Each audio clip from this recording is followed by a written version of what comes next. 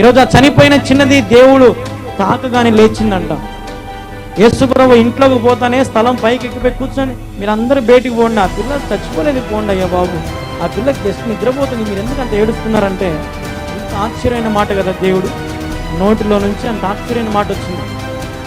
చూడండి, దేవుడు ఏదైనా సరే మాట కానీ నడక కానీ ప్రవర్తన కానీ తను ఏం చేసినా కూడా ఏం కనపడుతుంది అక్కడ? అద్భుతము, ఆశ్చర్యకార్యములు, మేలులు, దీవెనలు ఉన్నాయి. కానీ మానవులు మనం మాత్రము అవిశ్వాసం కలిగి, అవిధేయత కలిగి, దేవుడి మీద నమ్మకం లేదు, నిరీక్షణ లేదు. ఇప్పుడు అక్కడ అంతమంది జనాలు ఉన్నారు, ఆ పాప చుట్టూ ఇంటి చుట్టూ అంతమంది ఉన్నారు కదా, చచ్చిపోయిన పాప ఇంటి చుట్టూ అంతమంది ఉన్నారు. అంతమంది ఉంటే మరి తండ్రికి మాత్రం ఎవడు గుర్తొచ్చినాడు? దేవుడు గుర్తొచ్చినాడు. పరిగెత్త తండ్రి దేవుని దగ్గరికి పోయినాడు. అక్కడ ఉన్న వాళ్ళందరూ పోయినారా? మరి అక్కడ పోయిన ఏడ్చేటోళ్ళు, ఆ పలకలు కొట్టే వాళ్ళు అందరు యేసుప్రభు దగ్గరికి పోయినారా? ఎవరు పోలే. విశ్వాసం ఎవరైతే ఉందో అతను మాత్రమే దేవుని దగ్గరికి పోయినాడు. ఈరోజు నేను కూడా ఆ గుంపులో ఉన్నావా? జాగ్రత్త.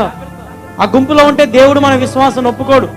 ఆ గుంపులో నుంచి బయటకు వచ్చి ఆ తండ్రి ఎలాగైతే వేడుకున్నాడో అలా నువ్వు పోయి వేడుకో. ప్రభువా, నా జీవితాన్ని మార్చు, నా జీవితంలోకి రా, నాకు నీ స్పర్శ కావాలి, నన్ను తాకు, నన్ను ఈ లోకానికి అప్పగించొద్దు ప్రభువా, నేను నీకు అప్పగించుకుంటానని చెప్పి వేడుకో.